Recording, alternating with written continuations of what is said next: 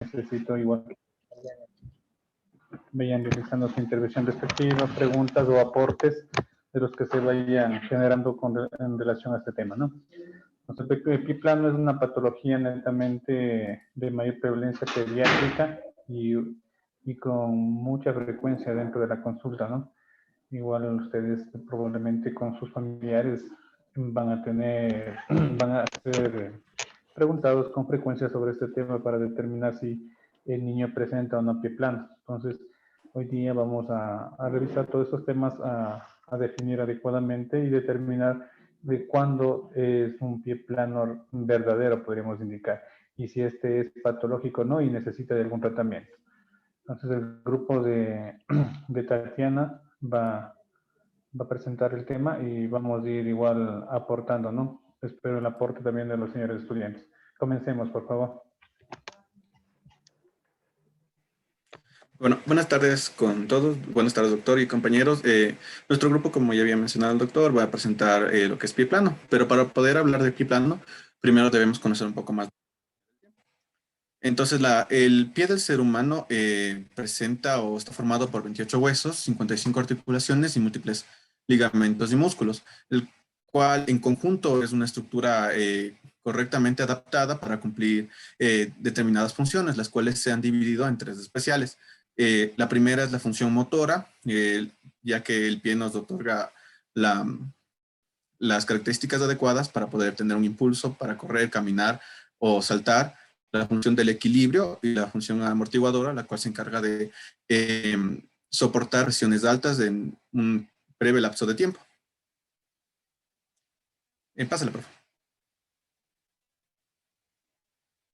En cuanto a la musculatura del pie, tenemos que esta se puede dividir en dos grupos: los músculos extrínsecos y los músculos intrínsecos. Los músculos extrínsecos consisten en los músculos cuyo origen se encuentra en la pierna, fuera del pie, y su inserción se encuentra dentro del pie. Estos músculos se dividen por su disposición en el cuerpo. Están divididos por la tibia, peroné y la membrana interósea en el grupo anterior y posterior. En cuanto a los intrínsecos, estos presentan su origen e inserción en el pie mismo y se dividen en los músculos de la planta del pie y los músculos del dorso del pie, y estos pueden encontrarse en un plano profundo, medio o superficial.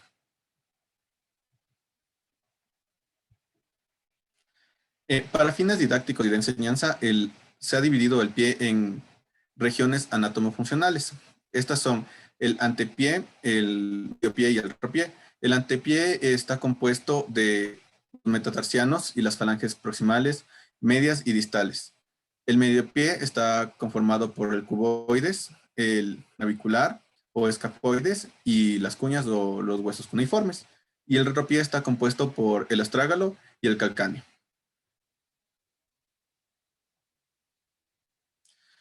En cuanto a los puntos de apoyo del pie, tenemos tres puntos principales de apoyo, los cuales consisten en la cabeza del primer metatarsiano, la cabeza del quinto metatarsiano y la apófisis del calcáneo, que forman un trípode plantar, que se llama. Estos tres puntos principales de apoyo que presenta el pie forman los tres arcos que se consideran en la anatomía: el arco externo, el arco transverso y el arco longitudinal o interno.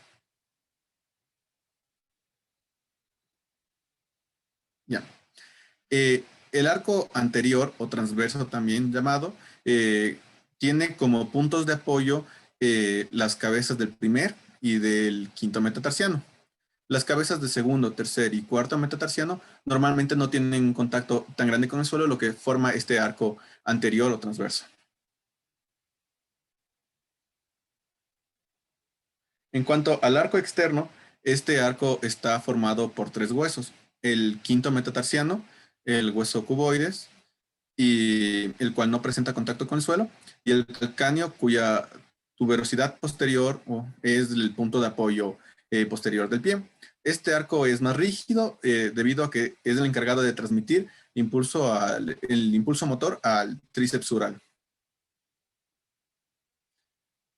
Y el último arco, y el más importante, es el arco transverso del pie, el arco longitudinal del pie o el arco interno del pie. Este es el más largo y alto, es el más importante de los tres y es el que vamos a considerar para el diagnóstico de pie plano. Este es el más importante del punto de vista estático y dinámico, y es además del único visible a simple vista. Entonces, el arco longitudinal o interno está formado por 5 huesos. Tenemos el primer metatarsiano, cuya cabeza es el punto de apoyo anterior interno.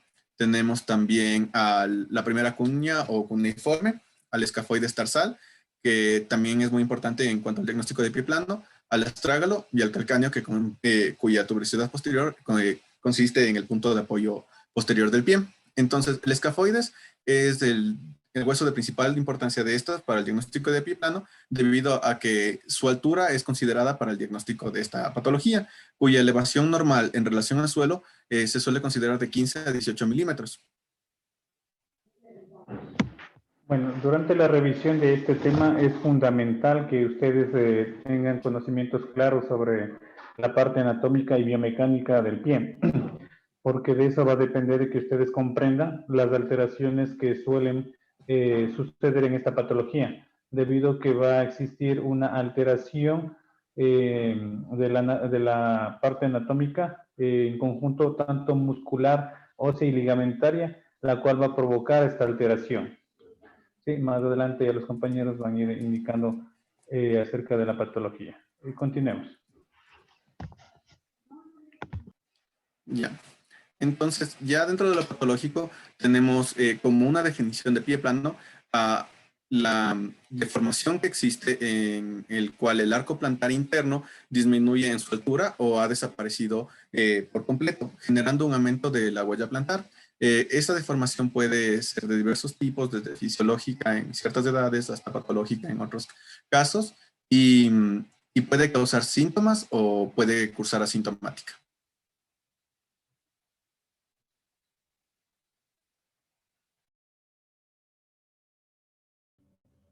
A continuación vamos a hablar acerca de la etiología del pie plano. Hay que conocer que la etiología está muy ligada a lo que es la genética, dado que si los padres de los pacientes han presentado pie plano, es muy probable que sus hijos también lo tengan. También se ha asociado más a varones, dado a su retardío en terminar de madurar los ligamentos, así como en algunas de las enfermedades del metabolismo y asociadas al ADN, las cuales están ligadas al cromosoma X y que se va a presentar más en pacientes varones. Por otro lado, tenemos que es multifactorial, dada que se compone de varios aspectos. Entre ellos pueden ser modificables y no modificables, como lo es la obesidad, que va a predisponer a que los pacientes presenten obesidad y que presente pie plano y que este persista más allá de lo fisiológico. Entre esta clasificación vamos a tener que el pie plano puede ser fisiológico y este va a presentar su pico de incidencia entre los 3 a 4 años. Esto va a ser dado por la grasa plantar que se va a presentar en el pie del niño y además porque existe una laxitud cápsulo-ligamentaria. Este es fisiológico cuando dura hasta los 10 años. Sin embargo, en estudios se ha visto que los niños que son obesos pueden conllevar el pie plano hasta etapas de la madurez o hasta su adultez. También tenemos al pie plano idiopático, el cual se desconoce cuál es su etiología. Sin embargo, este suele ser un pie flexible que es reductible a la descarga y que se pone plano con la carga. También vamos a ver que hay pie plano secundario a patologías. Entre ellas tenemos a las neuromusculares, entre las cuales destacan la parálisis cerebral, la poliomielitis y las miopatías. También vamos a ver que los síndromes predisponen a una mayor hiperlaxitud. Entre ellos podemos ver al síndrome de Down, al síndrome de Ehlers-Danlos y al síndrome de Marfan. También se puede asociar a malformaciones congénitas, como es la coalición, y enfermedades inflamatorias, tales como la artritis reumatoide. Listo. Con respecto en esta parte de la etiología, cabe cabe destacar, como había indicado la compañera, que vamos a tener el pie plano en la parte fisiológica. Esto es importante, ¿no? Como les había indicado al grupo, todo niño nace con pie plano, ¿sí? Hasta los 4 años esto es normal. Entonces no nos debe extrañar que un niño tenga pie plano hasta esa edad. Lo extraño sería que en estas edades el niño presente un arco longitudinal interno muy marcado, que eso sí sería patológico, que vendría a convertirse en un pie cabo. Pero hasta los 3 o 4 años es normal. En ese lapso de tiempo, esta grasita que está en la parte del arco longitudinal interno está ocupando y se está madurando, ¿sí? La parte ligamentaria y ósea para ir conformando el arco longitudinal. Normalmente se puede conformar hasta los 10 años, ¿no? Entonces nosotros hasta los 10 años podríamos esperar que se conforme este pie, ¿sí? Pero ya a partir de los 10 años, si el paciente no tiene pie plano, tendríamos que distinguir entre pues, si es pie plano flexible o pie plano rígido, ¿no? Y dentro de esto del pie plano flexible o rígido, determinar si es sintomático o asintomático. Y con respecto a la parte de pie plano idiopático, que es el más frecuente, al igual que en la parte de escoliosis que habíamos hablado, más que idiopático se debe a que es multifactorial y es el que más predomina y probablemente es el que provoca menor daño, podríamos así decirlo. Con la mayor parte de planos idiopáticos van a ser flexibles, que eso es bueno. Sí, y con respecto a, también tendremos un pequeño porcentaje de pie plano rígido, que después distinguiremos por qué es plano flexible o plano rígido. Y con respecto ya a los pie planos secundarios de patologías, esto se debe específicamente a alteraciones en este caso, neurológicas, ¿sí? Parálisis cerebral, que es lo más frecuente en nuestro medio, o como las síndromes de hipelaxitud que habíamos hablado, igual que en la parte de escoliosis, que es un pequeño porcentaje y debido a su deformidad, a su daño, vamos a tener que van a ser en este grupo, en cambio, más frecuente los pie planos rígidos. Probablemente también tengamos un pie plano flexible. Lo importante es determinar cuándo es un pie plano flexible y cuándo es un pie plano rígido. Pamela Luzuriaga, entonces, ¿qué es el pie plano para ti? Ya el pie plano es así cuando se pierde la deformidad del arco, como mencionaban, longitudinal interno. Es cuando o sea, pierde, no, sí, sí, disminuye ese arco tanto en altura o totalmente desaparece. Eso se refería. Más que desaparecer, deberíamos entender que no se formó, que no se forma, ¿no? Porque como podemos ver, este arco se va madurando y se va formando, ¿sí? En el proceso y desarrollo y crecimiento normal de un niño. Hasta los 3 o 4 años todavía no se comienza su maduración y se va conformando. Entonces, más que eso sería que el pie plano no se formó, ¿sí? Y da esta deformidad del pie sin tener su curvatura normal en el arco longitudinal interno. O sea, no se forma más que desaparecer como tal. ¿Alguna pregunta acá de los compañeros? Disculpe, ¿y hasta cuánto se considera que la altura que sea normal? Ya había hablado, José, que más o menos entre 15 y 18 milímetros más o menos de altura, pero en relación del piso hasta el escafoides, que vendría a ser constituir como el pecho de este arco longitudinal. Es la parte esencial del escafoides en esto del arco longitudinal interno. Eso va a depender ya, depende de muchos otros factores, ¿no? De la raza, ¿sí? En la edad también, o sea, de esto en función, pero como término medio, habíamos hablado entre 15 y 18 milímetros más o menos que debe tener esta altura, ¿no? Mayor a esto, ya vamos a obtener lo que es el plano cabo. Pero más adelante hay unas mediciones en las cuales se realiza una relación entre medidas específicas para determinar cuándo es normal, cuándo es cabo, cuándo es plano. Entonces, con eso nosotros podríamos determinar si tiene o no este tipo de patologías. Entonces, hay mediciones que sí nos proporcionan realizar esto. Listo, continuemos, por favor.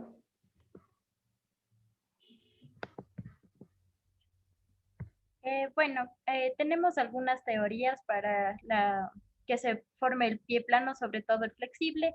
Entre ellas va a ser la debilidad muscular de los músculos intrínsecos del pie que se habló anteriormente.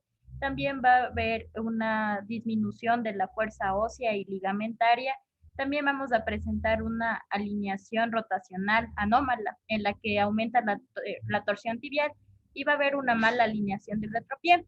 Por otro lado, también se habla de una mala alineación de extremidades en la que la rodilla tiende a rotar internamente, lo que va a causar el pie plano en valgo. Cámbiale, por favor.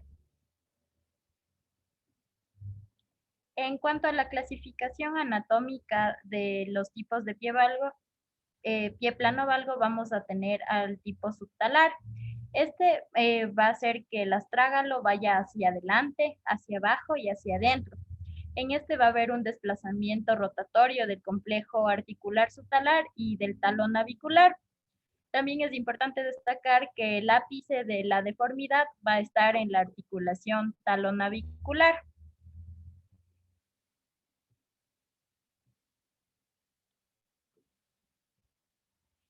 También tenemos otro tipo que es el pie plano valgo mediotarsiano. Este va a provocarse por una forma anormal del bloque calcáneo-pedio, con una abducción mediotarsiana.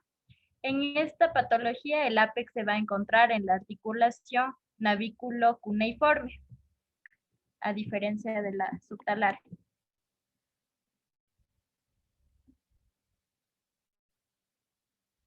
También vamos a encontrar un pie plano valgo mixto. Este va a tener una combinación de los dos anteriores. Y vamos a encontrar un pie plano cabo.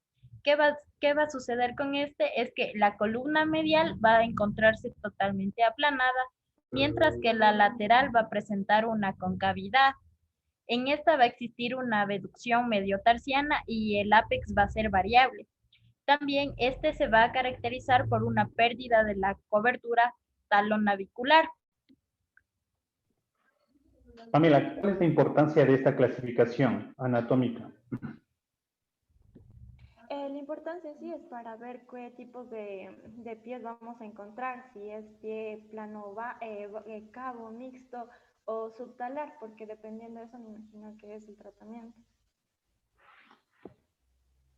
Sí, pero ¿cuál es la importancia? O sea, tú acabas de repetir lo mismo. O sea, ¿qué de importancia es en determinar si esta base debe ser subtalar, mediotarsiana o mixto o un pie plano cabo?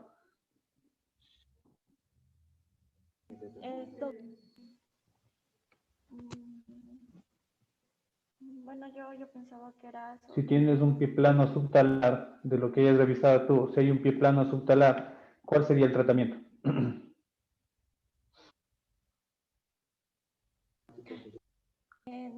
Yo creo que en los pie planos hay que depender tanto del tratamiento, ya que hay algunos que se presentan sintomáticos y otros que no son sintomáticos. Entonces, La articulación subtalar, ¿cómo está conformada?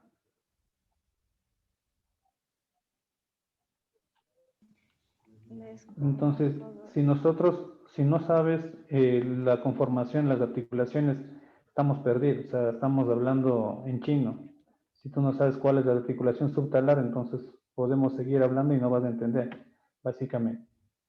Poner un poco más de atención, no sé cuál es la gracia que te he causado, pero como les dije desde un principio, si de pronto tienen alguna otra cosa más importante que hacer, hay un botoncito, se apaga la cámara, se desconectan y simple, así de simple. Nosotros no estamos acá, yo creo que con los compañeros se merecen respeto y estamos acá quienes quieren aprender un poco más, por lo menos informarnos un poco para ir a estudiar. Continúa, por favor. Estaba riendo de la exposición. Disculpe si piensa que lo ofendí o algo así. No, sí estaba prestando atención, no fue por la exposición, disculpe. Pásale, Tati, por favor.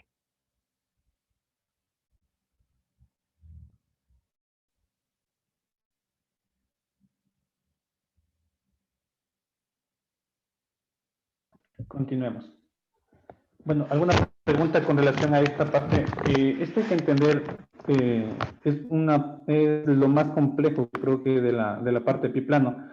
Y él les había indicado, lo importante de esto es distinguir cuándo es flexible y cuándo es rígido, porque nosotros podemos tener un pie plano subtalar, ¿sí? O subastragalino, que es lo mismo, Y podemos determinar que este también puede ser flexible o rígido. Cualquiera de estas afectaciones anatómicas, dependiendo de dónde se encuentre la afectación o qué hueso está rotado o no está en una posición normal, va a poder determinar cuál es la gravedad, y dependerá de eso en un futuro el manejo, ¿sí? El tratamiento adecuado. Pero normalmente los pie planos, la mayor parte de pie planos flexibles, ¿sí? No son tan complejos su manejo, y de pronto no requieren mayor intervención. Mientras más complicado sea la situación, un pie plano subtalar podríamos indicar que va a ser un pie plano su daño va a ser un poco menor o leve, ¿sí? Que nos va a permitir realizar algún procedimiento que no sea tan invasivo. No pasa lo mismo con relación a lo que es planos medios tarsianos o los mixtos, o más aún pie plano cóncavo, en el cual en mayor frecuencia van a ser rígidos y necesitarán algunas intervenciones más invasivas. Es importante determinar en qué lugar después con las mediciones radiológicas respectivas para determinar los daños. Sigamos, por favor. Ya, doctor. A continuación vamos a tener también la clasificación, como ya lo estaba mencionando el doctor, acerca del pie plano flexible, que este se va a encontrar en un 95% de los pacientes, y el pie plano rígido. El pie plano flexible hace alusión a que el arco del pie longitudinal medial está presente a la descarga, pero desaparece con la carga. En la parte inferior tenemos una imagen en la que podemos ver que a la descarga el paciente sí presenta un arco, mientras que la carga está completamente aplanado, o es decir, cuando el paciente ya se posiciona sobre el suelo, va a desaparecer el arco completamente. Dentro del pie plano flexible vamos a saber que este puede ser fisiológico, como lo habíamos hablado antes, hasta los 10 años de edad, y que puede clasificarse en asintomático y sintomático, siendo la mayoría de veces asintomático, y los pacientes acuden a consulta solamente por el desgaste desigual del calzado. Por otra parte, tenemos al pie plano rígido, que este ya se refiere a una restricción del movimiento de la articulación subastragalina. Este por lo general está asociado con mucho dolor, y los pacientes van a presentar enfermedades neuromusculares, por lo que es muy importante realizar un seguimiento y exámenes más específicos en los pacientes que presentan este pie. Muchas veces la causa es la coalición tarsal. En relación a esto, hay que indicar que el pie plano, como les había indicado, flexible, va a ser el que se presenta en mayor porcentaje, ¿no? Y de estos hay que identificar entre asintomático y sintomático. Entonces, como bien indica la compañera, el mayor porcentaje van a ser asintomáticos. Entonces, ¿qué quiere decir esto?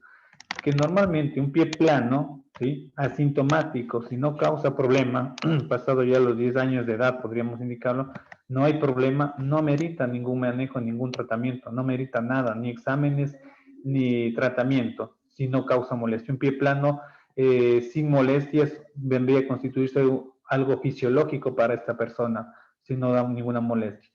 Entonces, los pie planos sintomáticos, que es un pequeño porcentaje, ahí ya dependerá del tipo, de la gravedad, ¿sí? Y de la afectación para poder realizar algún tratamiento. Y normalmente estos pie planos flexibles, el mayor daño, o en este caso sería la localización de la rotación, en este caso sería en la parte subastragalina, subtalar. Entonces tenemos un pie plano valgo subtalar que va a ser flexible en la mayor parte de casos, ¿sí?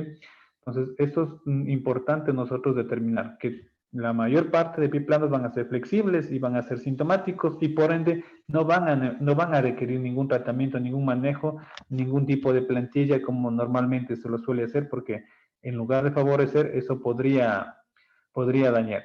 Yo creo que más adelante igual van a dar los factores de riesgo con relación a esta patología, mientras que los pie planos rígidos normalmente siempre van a ser estos por causa de patologías secundarias y de eso también dependerá, como les he indicado, de la gravedad de la patología secundaria, la que va a causar este tipo de pie.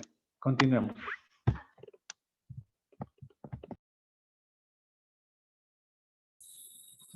Epidemiología. Tenemos que el pie plano es la forma normal del pie en la infancia, principalmente en los niños hasta 2 años. Por lo general se ve que en esta edad se va a dar una prevalencia del 97%, pero mientras avanza en desarrollo y en edad del niño, este va a ir decreciendo, por lo que a la edad de 10 años se va a presentar en un 4%. Y en relación a la edad de 3 y 6 años, tenemos que a los 3 años se va a presentar en un 54% y a los 6 años en un 26%. Esta edad de 3 a 6 años es una edad importante, debido a que aquí se va a desarrollar el arco en longitud medial. En relación a los adultos, en algunos estudios en los que se analizó las huellas del pie, se pudo observar que el pie plano se encontraba ya dentro de los límites normales en los adultos, es decir, que ya no presentaba.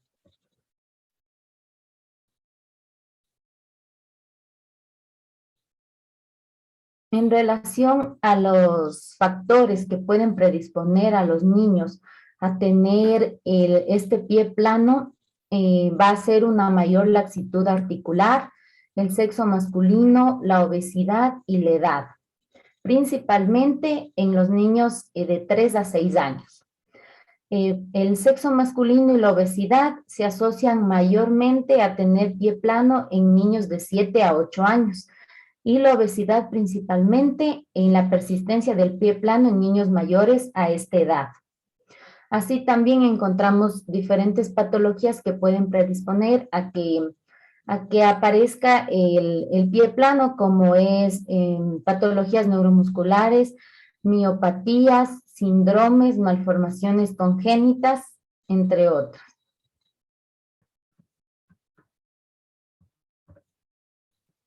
En relación a la patogenia, tenemos que existen varios factores que son causas principales para el pie plano flexible pediátrico.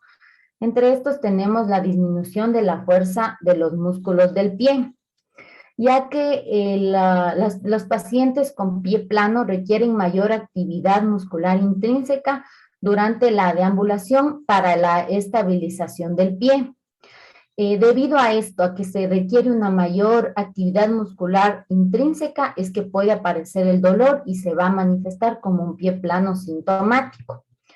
Los músculos intrínsecos del pie tienen funciones principales, como va a ser la fuerza y la estabilización del pie en el momento de la deambulación, y también la protección de los ligamentos.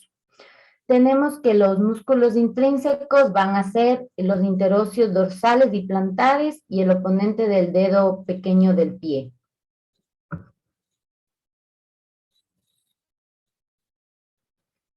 La incompetencia del complejo óseo ligamentoso. Este es otro de los factores que intervienen, ya que tenemos que la incompetencia del ligamento de resorte en el arco medial va a ser principalmente la causa, ya que las estructuras óseas y ligamentosas que se encuentran aquí, como podemos observar en la imagen, son las estructuras más importantes para mantener el arco medial del pie.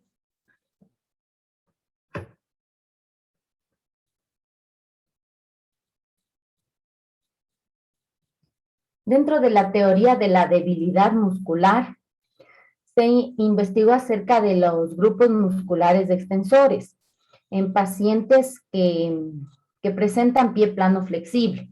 A través de electromiografía superficial se descubrió que estos músculos extensores en este grupo de pacientes que presentan pie plano flexible van a tener una pobre actividad en el momento del contacto del talón en la marcha.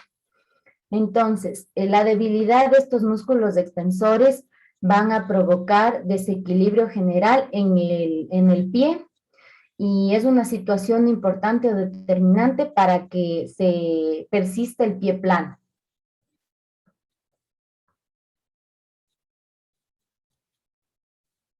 En relación a la alineación ósea rotacional en niños con pies planos flexibles, tenemos que se encontró un aumento de la torsión tibial y una mayor desalineación del retropié. Los pacientes que presentan una severa desalineación van a ser menos propensos a responder a los tratamientos conservadores. Entonces, como podemos ver en la imagen, existe una torsión tibial interna o una torsión tibial externa que puede ser presentada.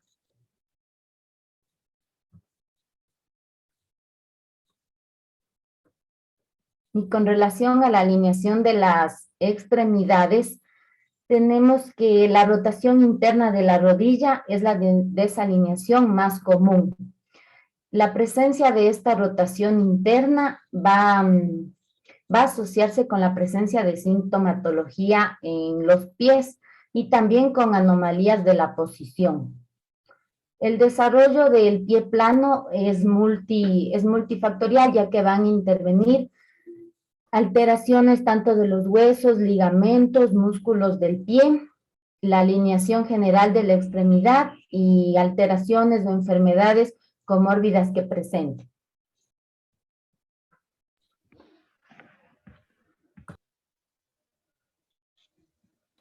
Listo, entonces con relación a esto de la parte de la patogenia y de la patología, como bien indicaba Eliana, aquí están involucrados varias, en este caso serían varias afectaciones que puedan presentarse, ¿no? Especialmente la parte muscular que indicaba como la primera afectación, una debilidad muscular, especialmente dentro de los músculos intrínsecos, como ya había indicado, y lo otro fundamental, el otro factor que determina este aplanamiento del arco longitudinal interno es la incompetencia, como bien dice, de la parte ligamentaria especialmente, ¿no? Esta incompetencia ligamentaria hace que no se posicionen adecuadamente los huesos, provocando la alteración, la caída del pie plano. Normalmente el astrágalo en este caso tendría a verticalizarse un poco, haciendo que normalmente toda esta parte subtalar vaya a caer y no se conforme adecuadamente el pie plano. Entonces, básicamente, el origen de esto va a ser muscular, ligamentario, especialmente del tibial posterior y más aún en personas adultas, y la parte ósea, que es la que se va a deformar, que no va a encajar, en la parte articular va a tener una alteración debido a que no tiene su sostén adecuado. Bueno, básicamente todas estas alteraciones, como habíamos indicado anteriormente, se pueden dar por problemas genéticos mismos en sí, tiene un componente de base genético, como habíamos indicado, no es tanto idiopático, sino es más multifactorial que va a provocar eso, ¿no? Adicionalmente también se puede estar asociado o puede aumentarse más la deformidad cuando tenemos alteraciones en los miembros inferiores, como son la parte rotacional o alguna discrepancia en longitud también. Entonces eso también hace que provoque este tipo de alteración. Entonces básicamente incluye varios factores con relación a la formación de este pie plano. Anteriormente había una teoría, la teoría mecánica, que se indicaba, en la cual se creía que debido a la posición que adopta en este caso sería el feto dentro del útero, el bebé dentro del útero, hacía que el niño tenga esta deformidad, ¿no? Pero bueno, poco a poco se ha ido cayendo esa teoría. Entonces se pensaba igual de pronto en niños muy grandes, de madres diabéticas, de niños más grandes, probablemente no se acomodaba de una forma adecuada y tenía tendencia a que probablemente formen este pie plano. Otros indicaban de que probablemente en embarazos gemelares, donde el espacio se reduce mucho más, entonces por esto se provocaba o se podía formar. Pero como ya vamos viendo, esa teoría se ha ido cayendo porque netamente es una afectación, una falta de maduración o alteración netamente muscular y ligamentaria. Se pierde la fuerza adecuada en la parte ligamentaria, haciendo que los huesos no sean congruentes y provoquen esta alteración. ¿Alguna pregunta hasta acá?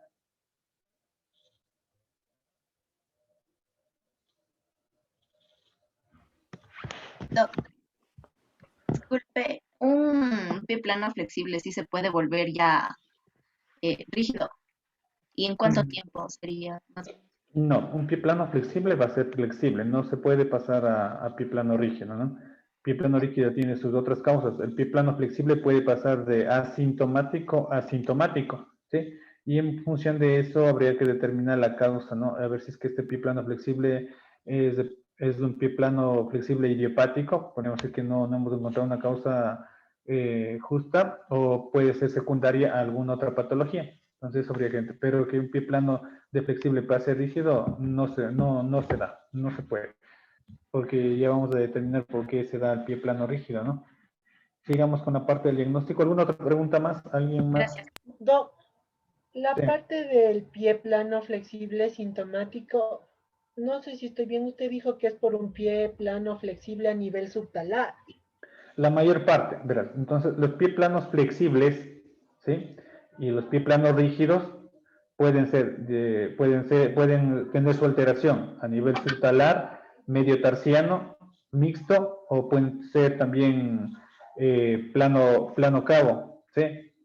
Entonces, depende eso ya de la deformidad ósea que se llega a constituir. Entonces, el pie plano subtalar, el flexible, va a ser el que tiene menos daño, ¿sí? Para que me entiendan, va a haber menos daño y se va a poder manejar de mejor forma, ¿sí? Más adelante en el tratamiento vamos a indicar por qué. Porque incluso en el tratamiento flexible subtalar va a ser menos invasivo con relación a los otros tipos de pies, ¿no? Aquí lo importante, y para que no se pierdan, deben distinguir dos: pie plano flexible y pie plano rígido, ¿sí? Que este pie plano flexible o este pie plano rígido puede ser que su afectación anatómica sea a nivel subtalar, a nivel medio tarsiano, o que sea una combinación de los dos, o que de pronto sea que tengamos, aparte del pie plano, tengamos el arco longitudinal externo cabo. Entonces, esto hace que vaya aumentando la deformidad y por ende aumenten más los síntomas y los tratamientos sean más complejos. Pues básicamente por ahí tenemos que tomar la idea para no confundirnos mucho. ¿Alguna otra pregunta? ¿Comprendido, Macamilo? ¿O igual? Sí, Doc, ya le comprendí. Listo, vamos. Continuemos.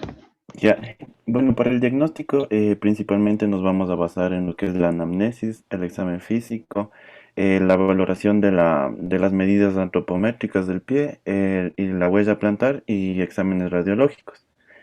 En lo que respecta a la anamnesis, tenemos que, tenemos que determinar la edad del paciente, ya que como habíamos visto, hasta los 10 años se puede considerar como una variante fisiológica del pie.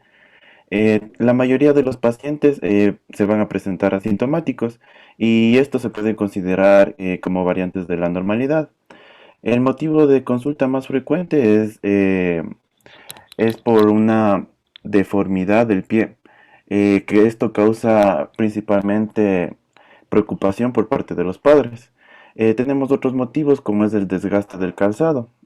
También el 10% va a acudir por la presencia de dolor en el arco interno del pie y una limitación funcional evidente.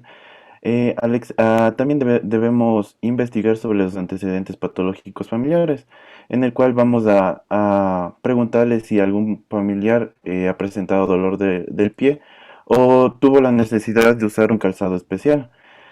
También debemos investigar sobre antecedentes familiares de hiperlaxitud o síndromes asociados a estos, como es el síndrome de Ehlers-Danlos o el síndrome de Marfan. También debemos valorar los antecedentes de trauma. Pásale, por favor.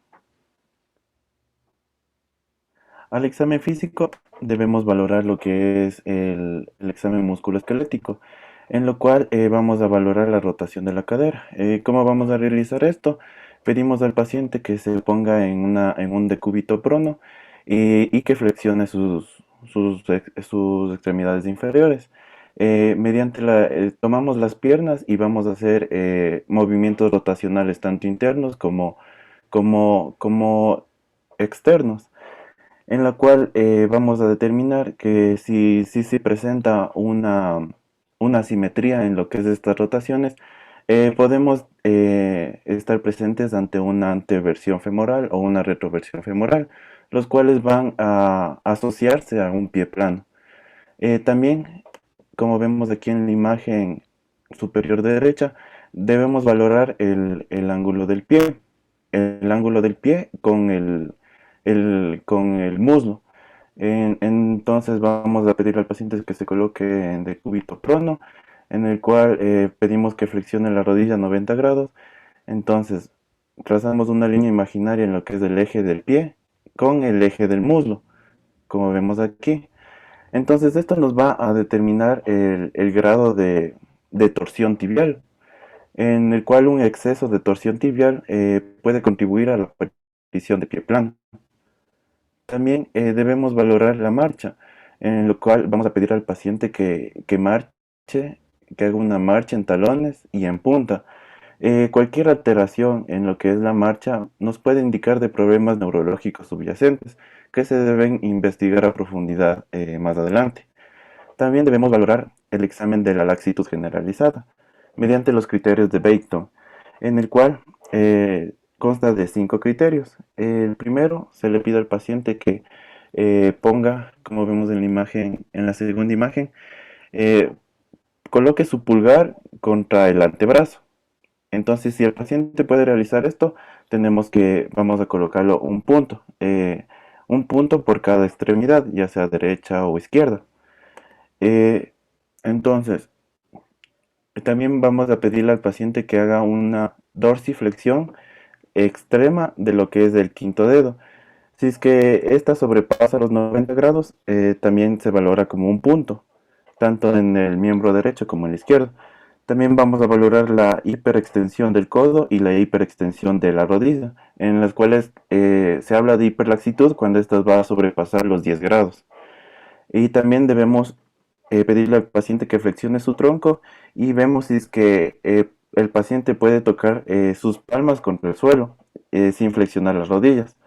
Ya, entonces tomamos estos puntos y vemos si es que el paciente presenta más de 5 puntos y si es tiene una edad mayor a 5 años, tenemos que se trata de una hiperlaxitud. También debemos valorar los reflejos osteotendinosos. Esto nos ayuda a valorar problemas neuromusculares que puede presentar el paciente.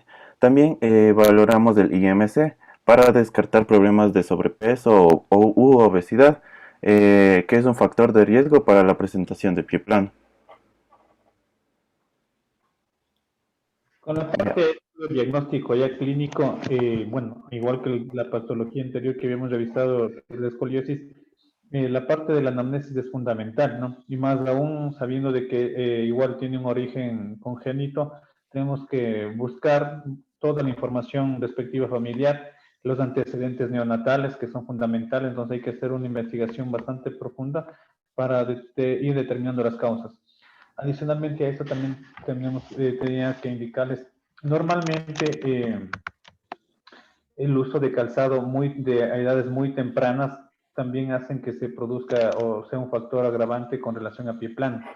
Normalmente, bueno, la población, a los niños ya muy pequeños, desde muy pequeñas edades, comienzan a ponerles calzado y eso no es lo adecuado. Como ustedes pueden darse cuenta, por lo menos hasta los 10 años, en el crecimiento y desarrollo puede producirse una deformidad si nosotros colocamos a los niños zapatos de forma inadecuada o zapatos no adecuados que pueden provocar una deformidad de sus piecitos. Entonces, la utilización de calzado rígido o un calzado no adecuado también es un factor agravante de esta patología, y más aún si se utiliza hasta a edades más tempranas. Algunos artículos indican que si se utiliza calzado hasta antes de los 2 años puede causar esta deformidad de pie plano, ¿no? Entonces tampoco es recomendable el uso de calzado en edades muy tempranas, ¿sí? Como lo suelen hacer. Normalmente hoy, a la actualidad, o sea, un niño apenas nace y el siguiente día ya está con sus zapatitos, por así decirlo, ¿no? Pero se les coloca zapatos a edades tempranas y también puede ser un factor ahí fundamental. Pacientes, los niños obesos, normalmente hoy la obesidad en los niños es mucho más frecuente, y ellos tienen más frecuencia de presentar y probablemente que tengan un pie plano que progrese y que permanezca hasta la vida adulta, ¿no? De ahí lo que nos tocaría distinguir es si este pie plano probablemente le provoque dolor o no le provoque ninguna sintomatología. Entonces, estos también son factores a tomar y tener muy en cuenta durante durante la obtención de la información para hacer una historia clínica, una anamnesis adecuada, ¿no? Doc, Y en la parte ya como sí, dime. Doc, entonces yo le diría a los padres que a partir de los 2 años les pongan los zapatos a los niños. Y ya cuando ¿Desde qué comienzan a edad? caminar bien, sí, entonces ahí podemos colocar zapatos y que estos sean ortopédicos, no necesitan ninguna calza, ningún aditamento especial como suele indicarse, ¿no? Hay que dejar que el pie se vaya desarrollando adecuadamente, o sea, tiene que desarrollarse fisiológicamente. Si nosotros le colocamos o le ponemos zapatitos que no son, incluso no son ortopédicos, podemos deformar la pisada, ¿sí? Como ustedes muy bien lo acaban de revisar, la afectación básicamente es ligamentaria y muscular, y en y a esa edad se está recién madurando. Entonces, sino que la idiosincrasia de la gente es bastante compleja, ¿no? Tú dile que no le pongan zapatitos y no te van a hacer caso, o sea, es así básicamente. Doc, y ahorita hay zapatos ortopédicos, por ejemplo, en edades pediátricas, hay como decir zapatizos y hay zapatos, o sea, lo que se llama zapato. ¿Cuál es mejor en ese caso? Zapatos amplios, cómodos, con alza interna, sin medida, no muy altos, solo con alza interna. Los ortopédicos normales no ameritan ninguna medición hasta que se madure el arco longitudinal interno. O sea, no es necesario poner zapatos yo qué sé, con unos zapatos ortopédicos mandados a hacer, o sea, no es necesario, ¿sí? Solo el zapato ortopédico con su alza interna. Si se han dado cuenta que los zapatos pequeñitos y en la parte medial está como acolchonado nada más. Entonces es suficiente, ¿sí? Hasta que se madure y se conforme el arco longitudinal interno. Ya luego de eso, si es que el niño comienza a tener molestias y dolor, ahí se mandarán a hacer lo que ya son las órtesis, que deben ser ya bajo medida, para tratar de disminuir, que ya más adelante vamos a revisar. Entonces, y con lo que respecta al examen físico, como ya habíamos indicado, que hay factores como lo que es la parte de la rotación de las extremidades o de pronto una discrepancia de los miembros inferiores. Entonces, en el examen físico vamos a hacer un examen físico completo, ¿no? Tratando de buscar alguna alteración morfológica, indicaríamos, desde la cadera, sí, hasta la punta de los pies. Determinar si existe no una anteversión, una retroversión de la cadera, una rotación interna, rotación externa de las tibias, algún mal alineamiento de la rodilla, ¿sí? Y también alteraciones del pie en forma y todo, ¿no? Entonces ahorita vamos con la parte del ángulo de progresión. Continúa, Doc, pues. Sí. Doc, Ya. Dime. Doc, disculpe, ¿y todo niño necesita necesariamente usar primero zapatos ortopédicos? ¿O no es necesario que todo niño use zapatos ortopédicos? Normalmente no, o sea, verás, como está en pleno desarrollo, normalmente el niño comienza a caminar al año de edad, normalmente, ¿no? Y ahí ya va función. Entonces, en ese momento le podríamos colocar un zapato con alza interna, que lo llama zapato ortopédico. Ese niño al año de edad todavía probablemente tenga un pie plano, probablemente, ¿no? De hecho, tiene pie plano. Entonces, lo único que haríamos es tratar de estimular el crecimiento, pero no necesita más, ¿sí? Por eso es que los zapatos de los pequeños tienen siempre un arco, una alcita en la mitad, que supuestamente lo dicen ortopédicos y por eso incluso lo cobran más, pero solo es algo que está colchonado en la parte que no es necesario, porque igual en el tiempo ese arco se va a ir desarrollando, ¿sí? Como podemos indicar que hasta los 10 años se va a ir madurando, pongas o no zapatos ortopédicos. Continúa. Ya, bueno, a continuación vamos a presentar lo que es el ángulo de progresión, en el cual vamos a evaluar la alineación que presenta el pie con respecto a una línea que vamos a dibujarla. Entonces se le pide al paciente que camine en dirección a esa línea y vamos a observar la angulación que presenta el pie.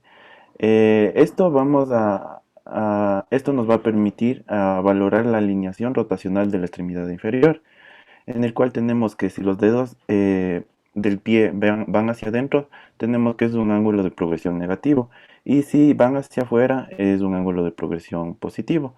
Lo normal se considera que haya un ángulo de progresión positivo más o menos a unos 10 grados. Más allá de 20 grados se considera como una alteración rotacional anormal. Esta nos va a servir ya sea para la detección de alteraciones de la alineación, como también para establecer un pronóstico y seguimiento para estos pacientes.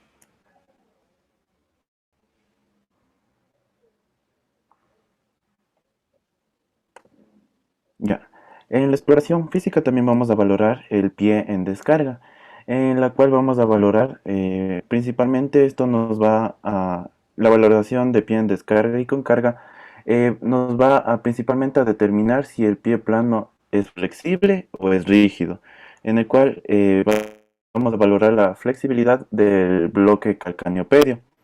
Para esto vamos a tomar el pie, como vemos en la imagen A, vamos a tomar el pie desde el talón y realizaremos una rotación interna y vamos a causar un barro al retropié, en el cual vamos a ver si es que es flexible, se va a observar una varización de lo que es el retropié y una supinación del antepié, como vemos en la imagen. Esto nos determina si es flexible o no. También aquí mismo vamos a valorar los puntos dolorosos o queratosis que se pueden encontrar en zonas con mucho apoyo que presenta el pie. También en la exploración del pie en carga, principalmente vamos a valorar lo que es del valgo, mediante el signo de demasiados dedos. Entonces, como vemos en la imagen A inferior, entonces nos vamos a ubicar por detrás del paciente y vamos a mirar desde posterior. Entonces, si se encuentra el pie en valgo, vamos a observar el signo de demasiados dedos, como vemos aquí, en el cual veremos más allá del cuarto dedo. Normalmente se podría ver hasta el quinto dedo, pero cuando existe un valgo pronunciado se ve más allá del cuarto dedo.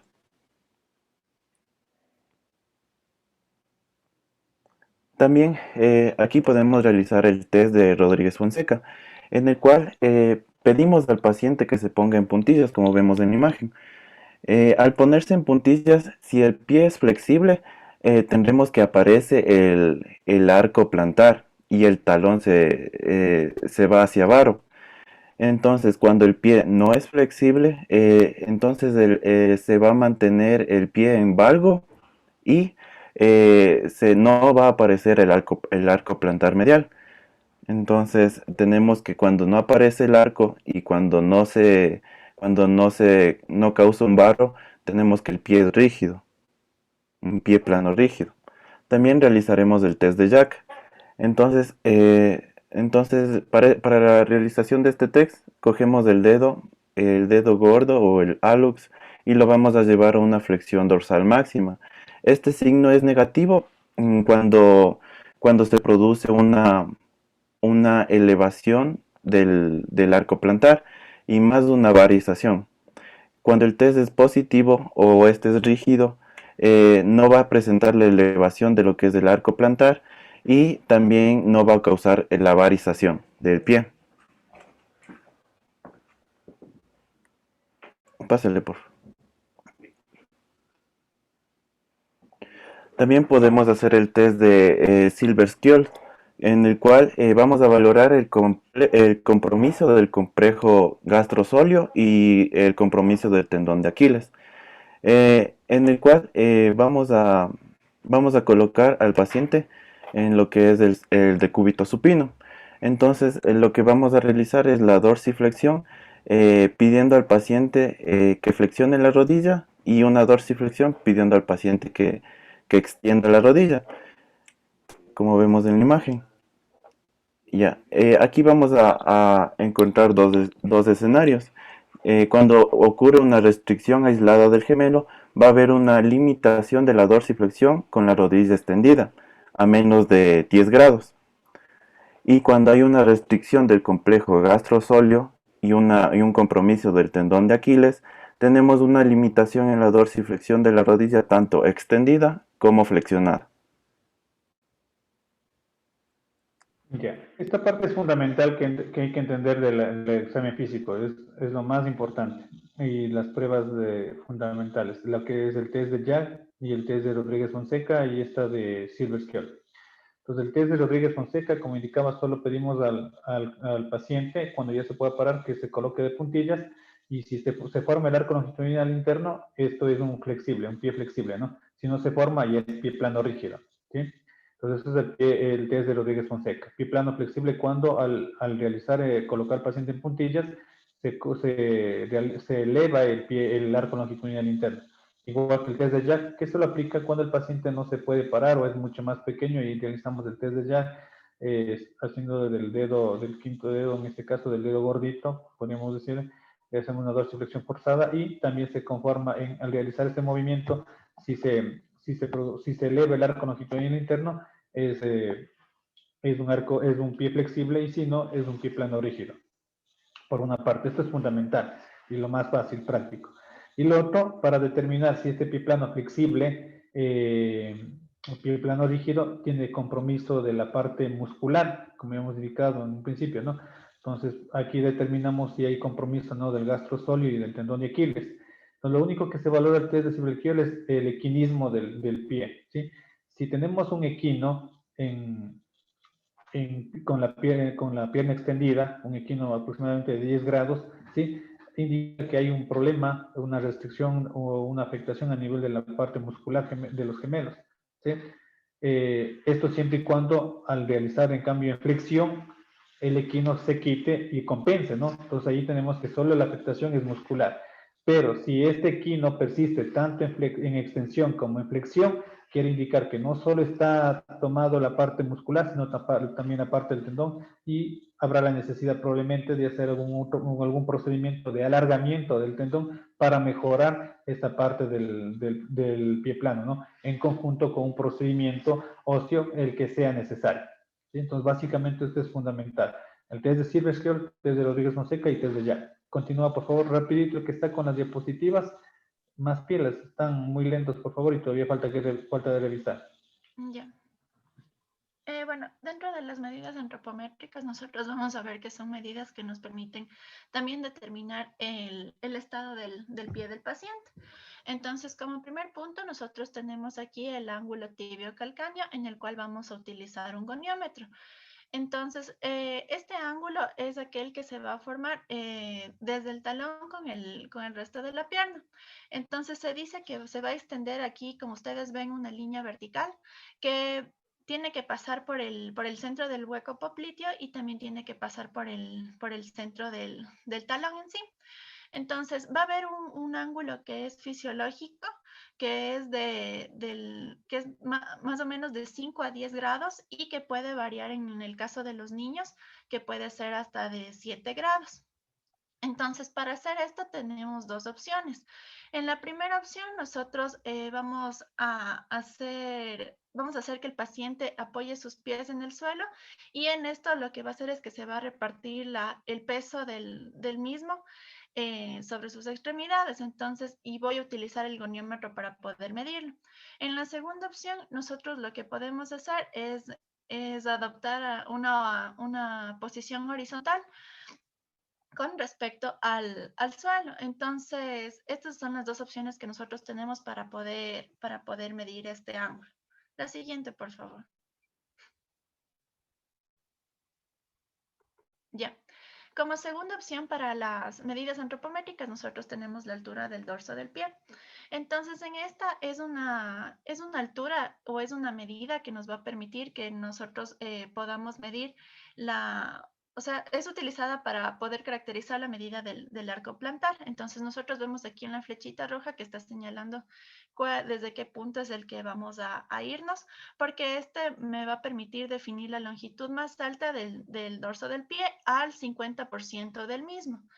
Entonces, y lo vamos a hacer desde la parte posterior del calcáneo hacia la parte, hacia el otro extremo que vendría siendo el dedo más largo. Pásale por.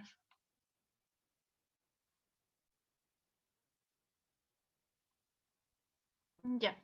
Dentro del arco, el ángulo del arco longitudinal, nosotros Este nos va a representar un ángulo que se va a formar entre el malleolo medial o tibial. El otro punto es la cabeza del primer metatarsiano y el navicular, y el cual representa lo que se considera como un arquetipo medial del pie. Ahora, dentro de esto, nosotros podemos tener 4 variantes, dentro de los cuales destaca un plano extremo que viene siendo un ángulo que se forma menos de los 121 grados, el plano que es de 121 a 130, el normal que se lo considera como de 131 a 152, de ahí viene el cabo que va desde los 153 a los 162 y un cabo extremo que se lo define como que supera los valores de los 162 grados. Pásale por... Ya. Dentro de la otra medición tenemos la altura del escafoides. Esta altura del escafoides lo que va a permitir es que yo pueda determinar la altura del arco longitudinal interno. Entonces, porque se considera que su prominencia viene siendo el punto más largo del mismo. Y esto se lo puede realizar mediante diferentes técnicas. Podemos hacerlo mediante una técnica que es radiográfica, podemos hacerla mediante una técnica que es de palpación, como se la ve aquí en la imagen. Pero sobre todo cabe recalcar que, por ejemplo, en estas técnicas que son radiográficas, es un método clínico que es bastante utilizado, pero sin embargo viene contrarrestando porque tiene su cierto costo. Entonces esto viene siendo la desventaja del mismo.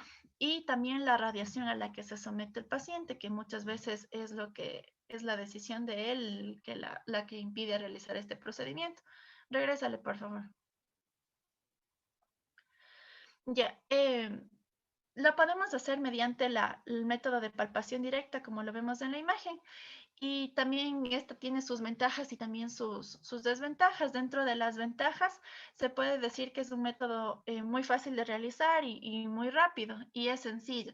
Y además no presenta ningún tipo de riesgo para el paciente en sí. Sin embargo, la desventaja de este método viene siendo que es demasiado subjetivo. Y ya que, como vemos aquí en la imagen, solo se realiza una especie de una marca sobre la piel, y este está basado en una medida estática y no se está evaluando en sí el comportamiento dinámico que puede tener el pie.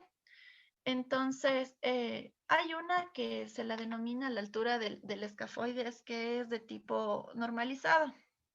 En este caso, lo que se hace es medir la altura del escafoides y se la va a dividir entre la longitud total del pie.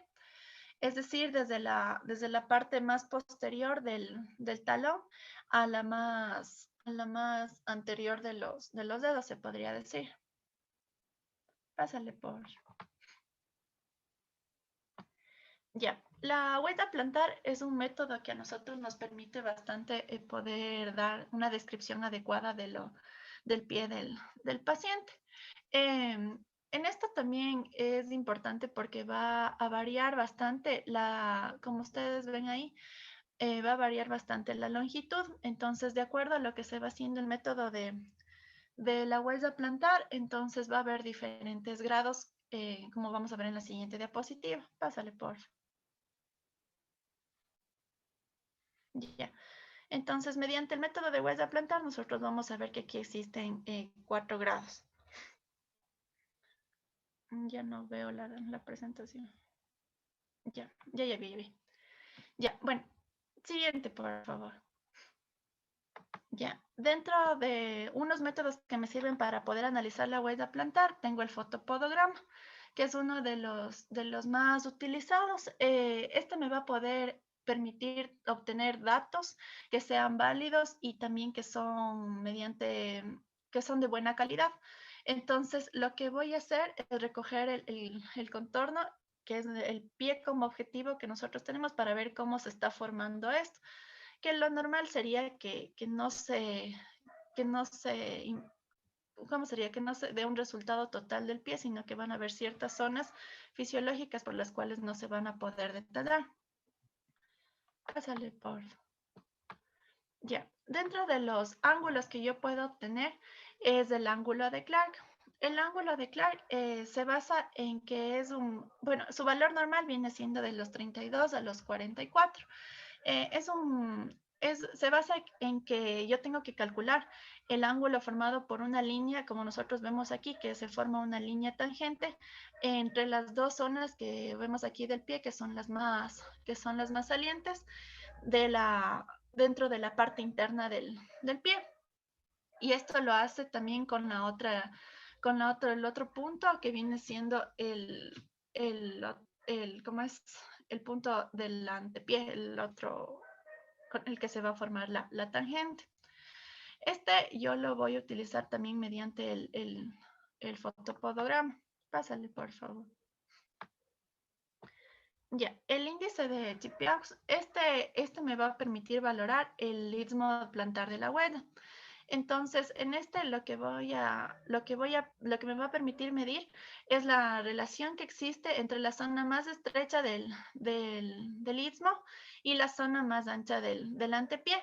Entonces, para esto, yo tengo que tener en cuenta que el valor normal es de 35, pero lo que yo debo saber que para esto debo realizar una fórmula, es decir, yo tengo que dividir en el gráfico yo tengo que dividir la parte que está en B sobre la parte en A y a esto lo voy a multiplicar por 100 para poder obtener un porcentaje.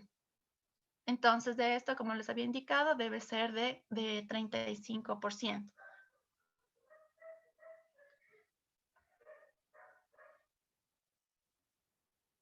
Sigo en la... Ya.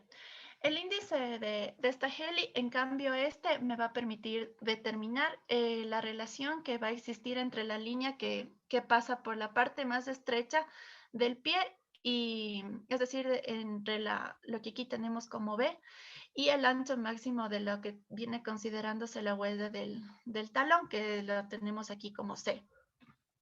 Entonces, se va a variar mucho de acuerdo a la edad, porque dice que en un niño va a ir de 0.7 a 1.35, mientras que en el adulto nosotros vemos aquí que va a ir de 0.3 a 1. Y esto se explica porque a medida que la persona sigue creciendo, ¿cómo es? La grasa subcutánea va disminuyendo. Entonces, y también se puede dar en el caso de que puede haber una reducción de la laxitud articular. Entonces, para poder calcular el índice de esta Heli, nosotros utilizamos otra fórmula que viene siendo que voy a dividir la parte más estrecha, que viene siendo B, sobre C. Pásale, por favor.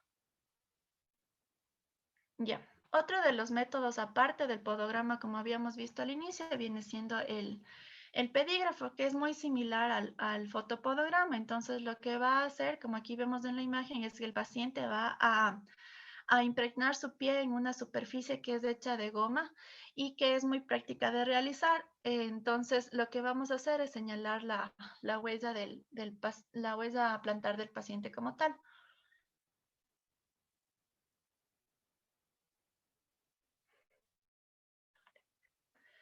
Ya, el protocolo de Hernández-Corvo. Este es un procedimiento, bueno, ahí sí creo que debería ampliarle un poquito la diapositiva.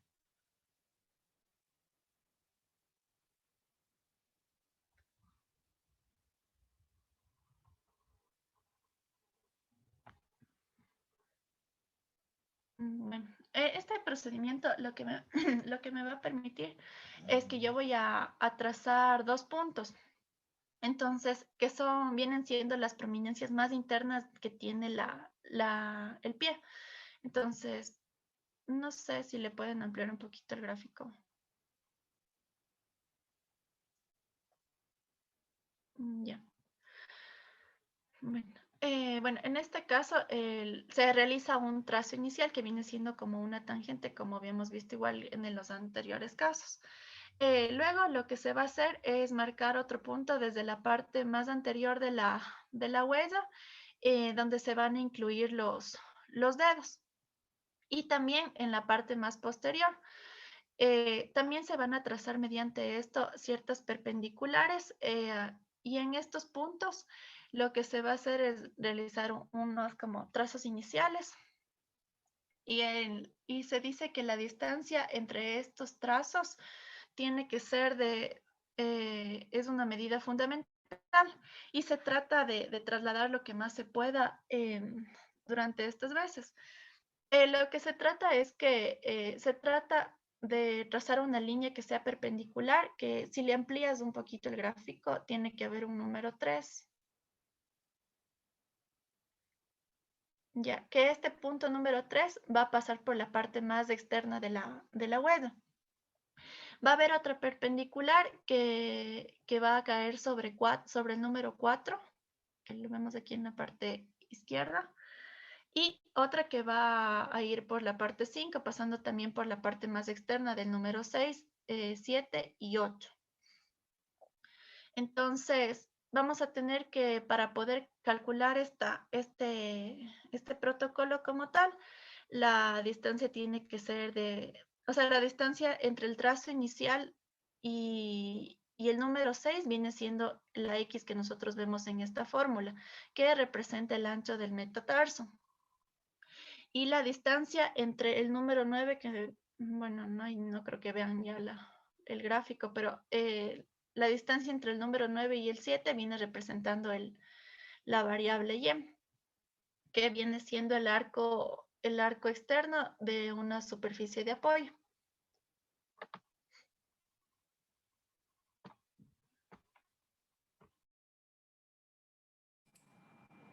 Ya, listo.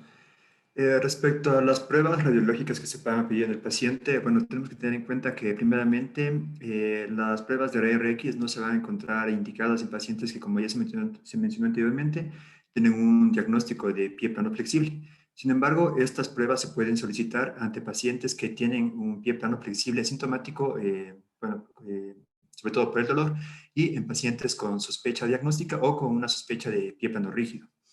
Dentro de las principales radiografías que se van a pedir va a ser la radiografía lateral, tanto lateral y dorsoplantar, las cuales tienen que ser con el pie en carga. Dentro de las radiografías que se van a solicitar en la proyección lateral, vamos a encontrar el ángulo de Costa-Bartani. Este es un ángulo que va a medir el ángulo longitudinal medial o interno, el cual va a estar formado por dos líneas por la unión de dos líneas que se van a proyectar desde la tuberosidad del calcáneo, va a ir hasta el punto inferior de la articulación astrágalo-escafoidea, y desde esta se va a proyectar hasta la parte inferior de la cabeza del primer metatarsiano, teniendo un valor de 125 a 135 como normal. Si es que este valor se encuentra aumentado, este va a ser un diagnóstico de pie plano, claro, un diagnóstico de pie plano. Pásale, por favor. Ya, otro de los ángulos que vamos a medir es el ángulo de Meari. Este es el ángulo más importante ante el estudio radiológico de un pie plano.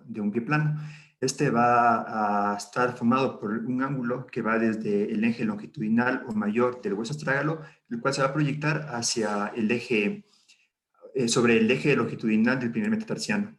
Este va a tener un valor normal de 0 a 10 grados y ante la presencia de elevación o en un ángulo superior a este grado, como es en el caso de abajo, el cual es una radiografía de un pie plano, va a ser el diagnóstico de la patología, teniendo por lo general una media de 35 grados, como se puede ver más o menos que es no, pásale por favor, no le pases, que como se puede ver es el ángulo que más o menos tiene el pie plano de abajo.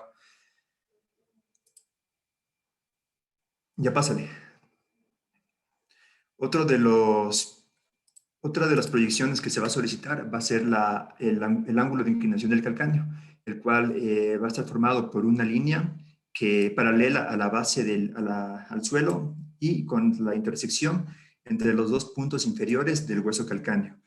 Este va a tener un valor de 20 a 30 grados y ante la disminución de este grado se va a tener el diagnóstico de un pie plano.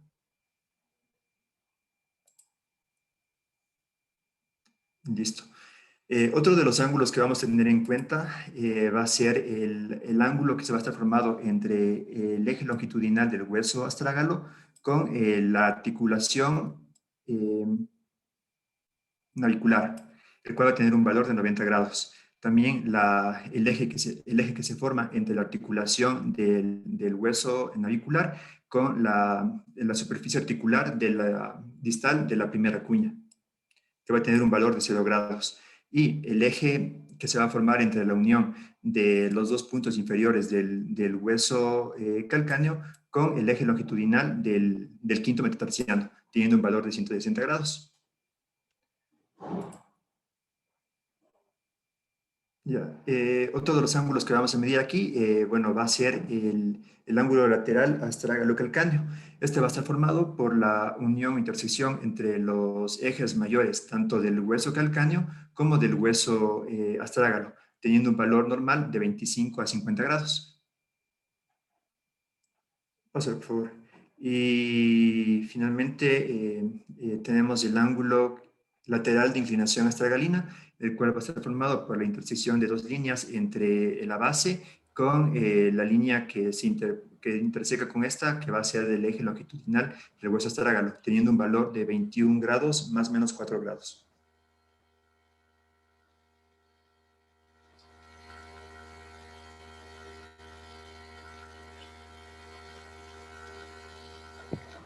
Dentro de esas mediciones, las laterales, especialmente las más importantes, como había indicado, el ángulo de Mary y el ángulo, ay, se me fue el nombre, el primero, Hugo, ¿cómo era?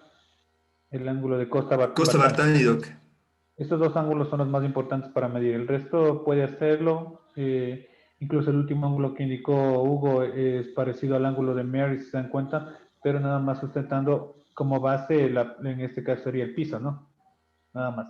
Es una variante. Todas estas van a alterarse cuando el arco longitudinal está caído. Vamos, sigamos por favor, rápido. Bueno, continuando con la radiografía dorsoplantar que también podemos solicitar, vamos a buscar en estas 4 ángulos. El primer ángulo que vamos a buscar va a ser el astrálago calcáneo, también conocido como el de Kike. Este se va a formar por una línea trazada entre el astrálago en su eje y el calcáneo. Entonces, este ángulo que se va a formar debe medir normalmente entre 20 y 30 grados, pero si este sobrepasa los 30 grados, lo que va a indicar es que hay un aumento en el reflejo de la divergencia astrálago-calcánea. Esta está aumentada, por lo tanto, va a haber la presencia de un pie plano o valgo, pero de un componente subtalar. Bueno, también vamos a buscar dentro de los ángulos, el ángulo entre el reborde lateral del calcáneo, que se puede ver en la imagen de color verde, y con el eje longitudinal del quinto metatarsiano. Esta línea que se traza no debería tener angulación, como vemos en el gráfico. Lo normal sería de 0 grados. En el gráfico podemos ver una alteración. En esta alteración se va a correlacionar con una aducción del antepié. También vamos a ver lo que es el ángulo del eje astrálago y el eje del primer metatarsiano, que podemos ver de color rojo en la imagen. Este igual se va a trazar desde el eje del astrálago y con el primer metatarsiano. Debería tener una angulación normal de 0 a 5 grados, pero cuando este está alterado va a presentar un pie en serpentina o en zeta, como se puede ver en la imagen. Además, viene conjuntamente asociado con una divergencia del astrálago calcáneo cuando está aumentada, y es útil para determinar el componente del metatarso aducto. Y finalmente vamos a buscar el valor de cobertura del talo navicular, que podemos ver de color negro en la imagen. Con el ángulo, vamos a buscar el ángulo de descobertura talo navicular. Este ángulo debe medir normalmente entre 7 y 10 grados. Y también vamos a buscar el porcentaje de descobertura de la cabeza del astrálago. Si la cabeza del astrálago tiene una descobertura mayor al 40%, va a indicar que hay una deformidad en aducción que puede ser muy severa. Ya en el tratamiento del pie plano, le dividían dos, en pie plano flexible y pie plano rígido. Tenemos que en el pie plano flexible Lo principal va a ser tranquilizar a la familia. Tenemos que en el pie plano rígido, si existía una contractura del tendón de Aquiles y el pie plano estaba inmóvil y había una contractura del anterior, si el niño era sintomático, lo principal va a ser la observación. Si existía un dolor en la adolescencia, vamos a realizar un alargamiento del tríceps y la columna lateral. Si existe una disminución de la movilidad del subastragalino, una fusión tarsiana, podemos utilizar el yeso, y si es asintomático, se lo vamos a observar. Si existe una recurrencia clínica, vamos a realizar una resección de la barra. Si existe un valgo de retropié del ATP adulto y el pie en serpentina, el niño se encuentra asintomático, vamos a la observar, y si existe un dolor en la adolescencia, igual a hacer una reparación quirúrgica. Si hay una superficie plantar convexa con astrado vertical, igual a hacer una reparación quirúrgica. Ya, en el pie plano, el pie plano sintomático, pie rígido. Tenemos que en el pie plano sintomático, lo principal no va a meritar tratamiento ni examen, porque hasta los 10 años se puede realizar la modulación del ángulo longitudinal interno. Si el pie plano es sintomático, se puede utilizar ortesis, y esto podrían ayudar en algo, o sea, en la sintomatología del paciente. Si el pie es rígido, lo principal es hacer una inmovilización para disminuir los síntomas. Esto principal en la colación tarsal. Ya, en el pie plano flexible y sintomático, tenemos que lo principal es hacer un buen asesoramiento y una educación a la familia. Vamos a realizar una observación periódica cada 3 meses, debe ser valorado el paciente. Si lo principal es seleccionar un calzado adecuado, o sea, no necesita principalmente calzado, va a ser un calzado normal, con una alza interna. No necesita zapatos ortopédicos ni zapatos con plantas altas. Una ortesis adecuada, esta ortesis debe principalmente adecuarse a las deformidades estructurales intrínsecas y extrínsecas, y lo principal es acomodar la forma natural del pie, generar una alineación postural del pie con la pierna. En los ejercicios tenemos que ejercicio de estiramiento y fortalecimiento, y los medicamentos antiinflamatorios no esteroideos estaban indicados principalmente en casos severos. Cambio. Ya, en la ortesis teníamos que la efectividad de la ortesis era, lo principal era los beneficios para resolver el dolor. El mecanismo de acción de estas ortesis era controlar la cantidad de pronación de la articulación frontalar, restaurar la estructura soporte de la columna medial y lateral del pie. ¿En qué tipo de pies son beneficiarios? O sea, las ortesis eran en el pie en plano flexible sintomático. ¿Qué tipos de ortesis y cuáles son los más adecuados? Teníamos las ortesis plantares de materiales blandos, ortesis plantares de materiales semirígidos, ortesis plantares de materiales rígidos, pero los más adecuados eran las ortesis de pie moldeada a medida. En la fisioterapia tenemos que realizar ejercicios de actividades para el pie plano flexible, y eso se basaba principalmente en la flexibilidad, en el fortalecimiento, la propiocepción y equilibrio. Digamos que la flexibilidad eran movimientos globales para aproximar la columna del pie anterior y posterior, estiramiento del brazo menosabio y los músculos peronoescroto. Esto era principalmente para inducir el varo y la abducción del pie. También ejercicio pasivo del tobillo y todas las articulaciones del pie. En fortalecimiento teníamos que fortalecer los músculos anteriores, el músculo estribo posterior y flexión del largo, del dedo gordo, principalmente para neutralizar el valgo. También los músculos intrínsecos, plantar interosos y los aductores, y esto era para evitar el aplanamiento del arco anterior. También realizar peso en una sola pierna y también caminar en puntillos, marcha en puntillos. En la propiocepción y equilibrio teníamos que el dedo del pie y el talón para caminar con una sola pierna y descender una superficie inclinada. Ya en tratamiento farmacológico teníamos que no existía medicamentos que alteren la historia natural del pie plano pediátrico. Por lo cual teníamos que antiinflamatorio, esto era lo principal para controlar el dolor, en relación con la actividad asociada con los pies planos dolorosos, y los medicamentos eran como el ibuprofeno y naproxeno.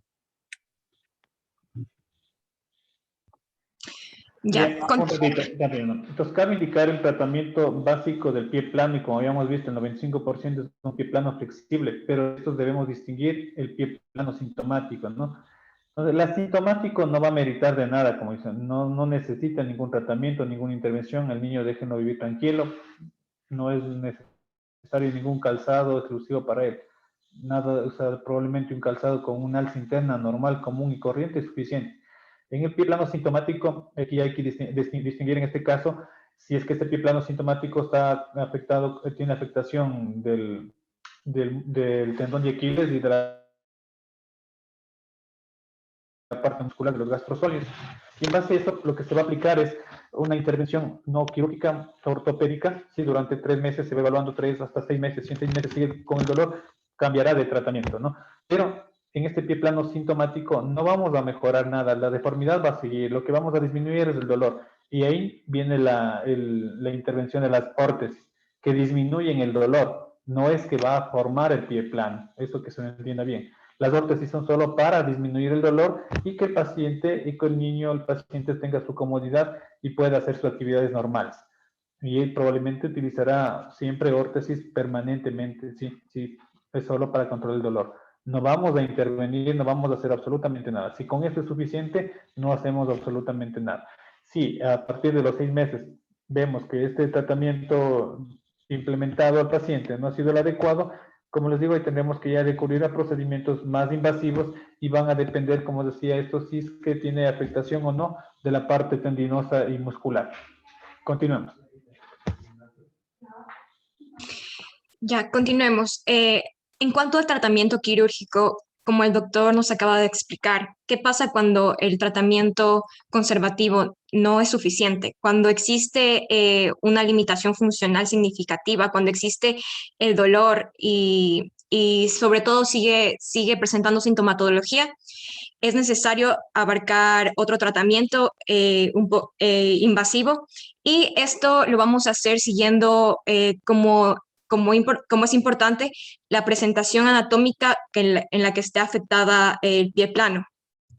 El pie plano subtalar es en sí solo bastará la afectación al bloque calcáneo-pedio. Esto va a hacer que no exista una abducción en el medio pie, por lo cual es mucho más fácil de tratar. En cuanto a esta presentación subtalar, todas las presentaciones pueden ser flexibles o rígidas. En cuanto al flexible, se va a tratar de que sea tratamiento conservador, pero cuando existe un fracaso del tratamiento conservador por más de 6 meses, se va a realizar una arteriorisis y también un calcáneo-stop.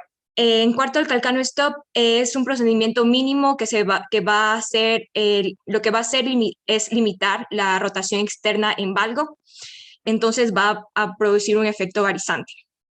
En cuanto a las arteriorisis, el complejo subtalar, ambas va a estar con una subluxación del astrágalo mantenida. Entonces, al realizar esto, se va a bloquear esta subluxación mediante la utilización de un injerto. Esto puede ser una endoprótesis tipo Giannini. Y también esta presentación puede necesitar, después de realizar esta cirugía, puede surgir una complicación como la supinación residual. Entonces se necesita abordar esto para realizar una pronación, llegando a la normalidad de la función. En cuanto al pie plano valgo medio tarsiano, esta ya va a estar comprometida va a estar comprometida ya la aducción y va a haber una horizontalización en el medio tarso. Pero para clasificarlo en esto tiene que estar sin evidencia de que exista una afectación en la articulación subastragalina, pero que tenga, si se acuerdan del ángulo C5M, que sirve para valorar si es que hay abducción en el antepié, este tiene que estar afectado. Entonces, igual puede ser flexible o rígido. En cambio, si es flexible, se puede hacer otra valoración, que es la osteotomía de alargamiento de la columna externa del calcáneo, o de Evans. Igual puede estar acompañado con supinación residual, y lo vamos a tratar con astronomía de pronación de antepié, o también una capsulografía con una tensión del tibial posterior. En el caso de ser rígido, en el rígido lo más significativo es que va a existir dolor. Entonces, para tratar este dolor y esta falta de funcionalidad, se va a realizar las artrodesis, que son fusiones que se van a hacer a las articulaciones para aliviar el dolor. Y también va a tener una supinación medio tarsiano, entonces va a realizar también una osteotomía de pronación del antepié. En cambio, el mixto ya tenemos una afectación en ambos componentes, entonces esta es un cuadro un poco más difícil de manejar. Y la orientación quirúrgica va a ser en el flexible, va a ser una osteotomía de alargamiento de la columna externa del calcáneo. Igual, en casos de que exista criterios de que exista una supinación del antepié marcada, se va a tener que hacer una osteotomía de pronación. En caso de que sea rígido, va a ser una triple artrodesis, que es prácticamente casi toda la articulación que va a estar unificada, ya que es bastante doloroso.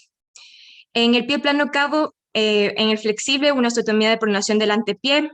No es recomendable hacer una osteotomía de alargamiento del externo porque en el pie cabo también va a estar afectado no solo la parte, el ángulo interno, sino también el externo, el borde. Y cuando es rígido, también se hace una triple artrodesis.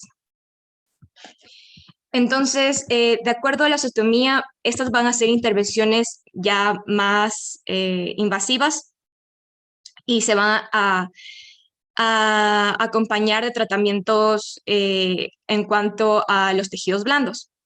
La osteotomía de alargamiento del calcáneo o la denominada también de columna externa fue una técnica descrita por Evans y modificada por Mosca. Esto va a estar en tratamiento, la indicación va a ser, como ya les dije, el pie plano, valgo flexible, medio tarsiano o mixtos.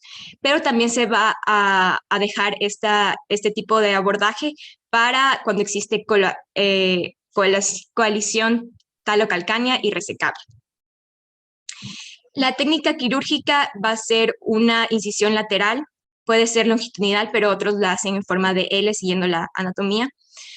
En esta se va a tener que tener cuidado al nervio sural y también a la rama cutánea del nervio fibular superficial, y esto para conservar la inervación.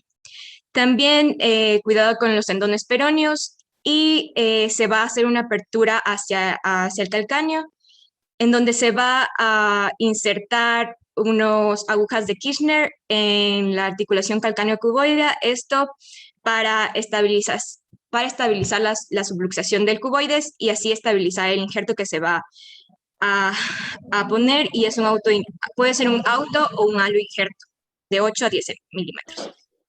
Tati, solo descríbenos nada más, porque si no hay gráficos en esta parte de las osteotomías, es medio complicado de que se puedan orientar. Entonces, esta de aquí es la que más se utiliza y se utiliza en estas indicaciones. Vuelta a la osteotomía de deslizamiento medial, y esta se utiliza para corregir la deformidad en valgo del retropié y está en el subtalar rígido. Lo que se va a hacer es ingresar y tratar de medializar el retropié. En la osteotomía de pronación o de antepié se va a utilizar la verticalización de la primera cuña, ya que en estas de aquí están horizontales y por eso existe el metatarso está yéndose hacia el horizontal, entonces se va a tratar de verticalizar para corregir la malformación. Y la artrodesis se deja en casos ya los últimos, es más de salvataje, más solo cuando existe el dolor y en pie rígidos. Se va a dividir en artrodesis talonavicular, artrodesis subastragalina y la triple artrodesis. Estas, cuando existe un cuadro severo, cuando existe una funcionalidad no, y también en cuadros donde el paciente no necesite una movilidad activa. Esta va a ser la unión de las articulaciones, ya sea en la talonavicular, subastragalina o una triple.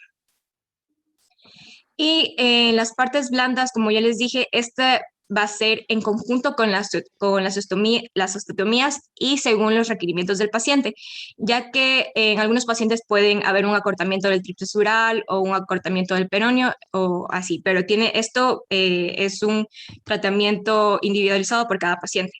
Entonces, en cuanto al alargamiento del tríceps dural, es importante, como el doctor nos explicó, el test de Silver's Curve, en donde si es que es positivo, va a estar dirigido a técnicas de alargamiento de la aponeurosis del gastrocnemio como tipo de Strayer o Bowman, y si es negativo, el alargamiento va a estar a nivel del tendón de Aquiles y se va a realizar en forma de seta abierta a una tenotomía escalonada percutánea con aguja. En cuanto al pie rígido secundario a malformaciones congénitas, el pie rígido la mayoría va a ser quirúrgico y secundario a malformaciones congénitas. Tenemos el astrágalo vertical, la coalición tarsiana y el pie en serpentina. Aquí, en cuanto al astrágalo vertical congénito, va a haber una verticalización del astrágalo. Lo que vamos a hacer es una liberación periastragalina extensa, corrección del equino del pie, una liberación de las fuerzas pronadoras y un trasplante de la cabeza del astrálago, esto para realinearlo. La coalición tarsiana va a ser un exéresis, o sea, de la coalición de esto que está fusionado por una interposición de tejido, que puede ser un injerto que se puede colocar aquí para que exista una fisura.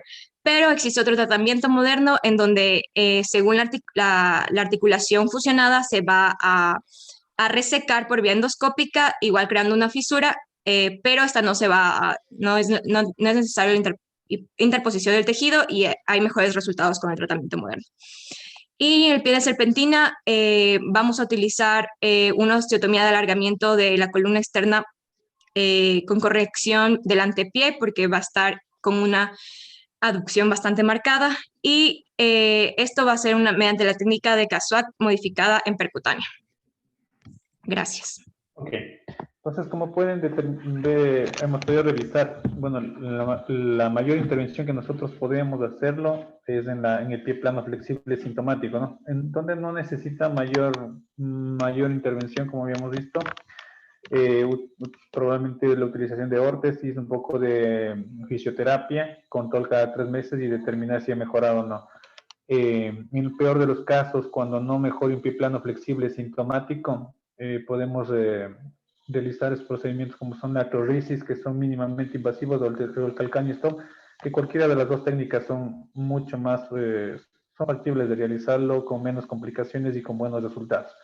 Y a lo que hemos revisado al final con relación a las osteotomías, diferentes tipos de osteotomías que van a depender de la deformidad ósea que tengan, son procedimientos bastante complejos, muy menos frecuentes, probablemente siempre se acompañan a patologías secundarias y es algo mucho más complejo de entender. Entonces, la primera parte, suficiente con que ustedes sepan manejar de pie plano flexible y eso es todo. ¿Alguna pregunta? ¿Alguna inquietud hasta acá? Una duda. Se supone que la patología del pie plano se caracteriza por ser una afectación generalmente unilateral. Cuando yo doy el tratamiento para el pie plano, ¿tengo que hacer alguna medida para el pie que no está afectado o no? A ver, no te entendí. ¿Medida de qué quieres hacer? O sea, se supone que yo en el pie plano puedo usar la órtesis en el pie plano, pero en el pie que está sano, o sea, en el otro que no tiene pie plano, ¿tengo que dar alguna otra medida o no? No, pues, si ese está normal, no le vas a intervenir al pie que está normal, no necesita hacerlo ninguna intervención. Lo único que te sabes es lo único que te está molestando ahí, porque se supone que el otro tiene sus mediciones correctas y no necesita mayor cosa. Solo tienes que intervenir en el pie. Y como te decía, normalmente las órtesis no son con la finalidad de recuperar el ángulo perdido. O sea, solo es para disminuir las cargas y la fuerza y el dolor. O sea, te sacas del camino así descalzo y el pie va a seguir plano. O sea, eso deben entender, claro. O sea, con órtesis no es que van a poner las órtesis y ya, por arte de magia, en 4 semanas o 6 meses ya está con el arco longitudinal como si nada. No, eso queda ahí. Se supone que son el problema es leve y solo estamos disminuyendo es el dolor, nada más. ¿Sí? En el peor de los casos, si persiste el dolor, ya pasamos al procedimiento quirúrgico. ¿Ok? ¿Algo más, chicos? Bueno, chicos, entonces ya hemos terminado este tema.